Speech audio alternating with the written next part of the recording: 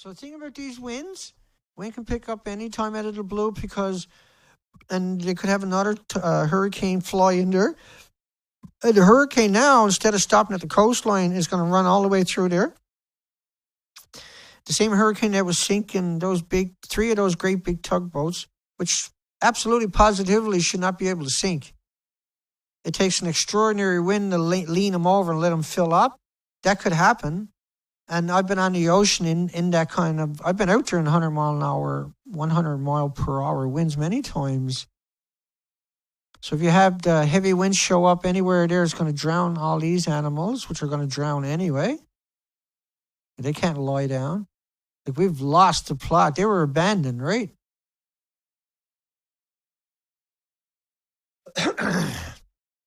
We see crazy pictures, heroic pictures. This is up by the chemical plant. Abandon the airports, abandon everything, because the mayor tell you the shelter in place, knowing this is going to happen. So when the plants blow up, this is only one explosion. There's another 8 there at the same spot. And interesting thing about this was that 2 years ago, they changed the law where the chemical plants had to list the chemicals at the site. And in a recent interview with somebody from the plant, they wouldn't tell the people what chemicals they had stored at the plant because they don't have to. The law was changed 2 years ago. And so these people got nowhere to go back to. And we're talking about the whole 10 million. There's about 10 million people affected severely, dramatically, incredibly. Graveyards are all polluted on top of that for the people that go back. 2 explosions, black smoke from Arkema plant. And you got all these plants everywhere. So water's continuing to rain. No matter where it rains, it's raining into a 300-mile lake. You got curfews being imposed. That's martial law right away, no matter how you look at it. They're stopping everybody. This country, it's open carry, and they're taking everybody's guns away. It's shelters. And are they going to give it back to them when they leave? Because you're going to need it. And if you're not looting by now, you're starving. And so, like there's people that are looting jewelry shops and banks. That's different, okay? It's different. They're looting the banks, you can be sure, before they left. They looted, right? They wanted the highways left open. That's what they told everybody. No, you'll be okay. Well, we'll give you money to help you, but we're going to loot everything before we go and blame it on robbers. We walk away with $1 trillion in coin and art and everything else. You're talking probably 10 million cars underwater.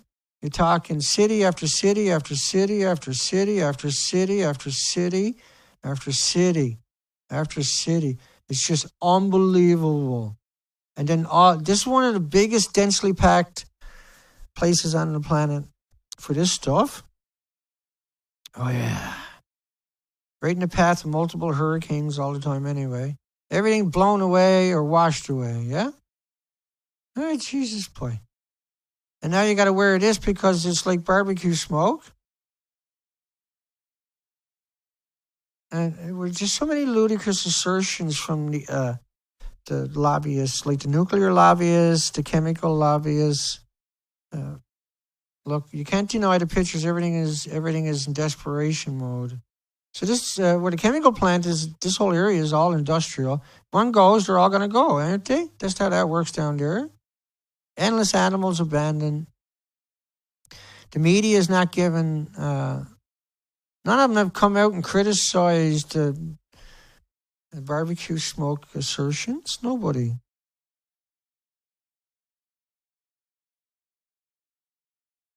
And the whole country, it could take a month or something to back off. Once again, it's going to be nothing but disease and molds and everything else. Everybody's lost everything. Why would you want to go back and rebuild in a place where they're just going to do it to you again? And on top of that, they got to release water from that man-made nuclear plant that's flooding everything downriver, right? Flooding everything else, because even a half inch in these rivers is dramatic. And when you got to release it from the nuclear power plant because you got too much, the plant's going to bust its walls. You're saving the plant by flooding the whole country. Right? That's what's saving the plant right now, is you're flooding and washing away the country. So nuclear is stupid as shit. Stupid as shit, see? If you take this out, then the nuclear plant got no power. Neither does anybody else. But the nuclear plant loses power, 2 hours later it starts to melt down. And you're not going to get in to find out if that melted down for another month, probably. Before the water backs off. So the day was kind of about, now you could have another supercell storm come through with 200 mile per hour winds. Remember, they all tell you 100 miles per hour, 130 miles per hour. We got so much documentation showing it was 185 mile per hour minimum gust. I'm being conservative, but I'm trying to be honest. I'm trying to be realistic, because how else can you have a way forward without, if you're going to just play down, oh, the nuclear power plant's okay, but we had to wash out all the other communities away everywhere else for 300 miles, because that's a 12-mile dam for a nuclear power plant. I'm trying to be realistic. I'm trying to deal with, okay, if I was living there, what would I do? I'd be checking the weather forecast. And don't put it past them to manipulate that. Don't put that. And we all know how quick this weather forecast, how many times they're right and how many times they're wrong. We're all familiar with that one. How many times he said, I went there yesterday, told me it was going to be sunny all week. Now it's raining and blowing. And because you got such hot temperatures, the ocean is dead. You killed the Pacific Ocean from Fukushima. It's heated up an extra 7 degrees. You gotta stop nuclear minimum, and we're seeing that happen. But that could be just posturing to get us off the track, right?